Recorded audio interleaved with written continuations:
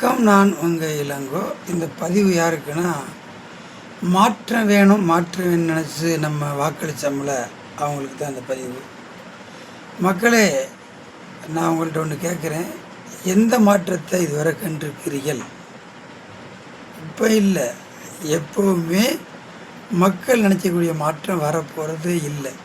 ஏன்னா அரசியல் என்பது ஒரு தொழில். ஆம், அரசியல் என்பது ஒரு வியாபாரம். அது அவங்க அந்த பார்க்குறாங்களே, அவங்களுக்கு தான் அது ஒத்து போகும், நமக்கு ஒத்து போகாது. நம்ம நினச்சிக்கிற வேண்டியதான், அவங்க ஆட்சி அமைச்சா நமக்கு நல்லாயிருக்கு, இவங்க ஆட்சி அமைச்சா நல்லா இருக்கு, அதெல்லாம் கிடையாது. அரசியல் என்பது ஒரு வியாபாரம், அவங்க பார்க்கக்கூடிய தொழில்.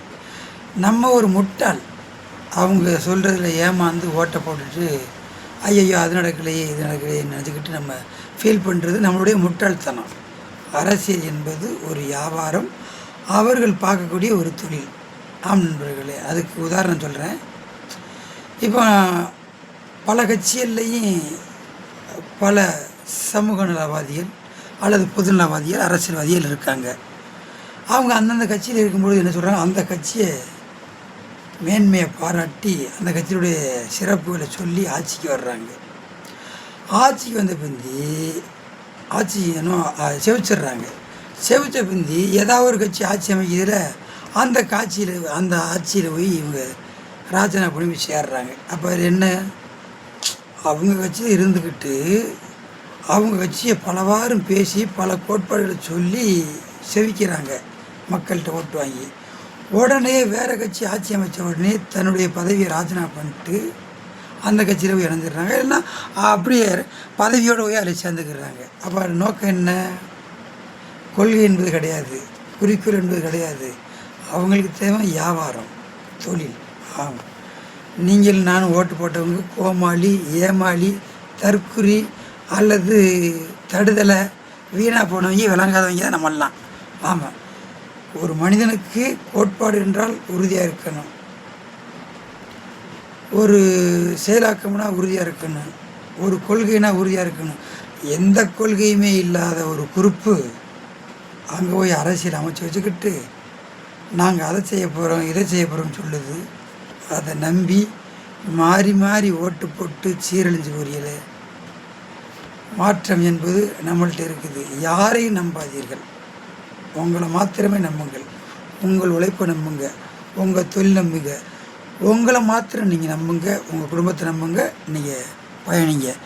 அவன் அதை சொன்னான், இவன் இதை சொன்னான், இவர் வந்தால் மாற்றம், அவர் வந்தால் மாற்றம் என்று வாக்களிச்சல்னா அவங்களுடைய அறியாமல் தான்.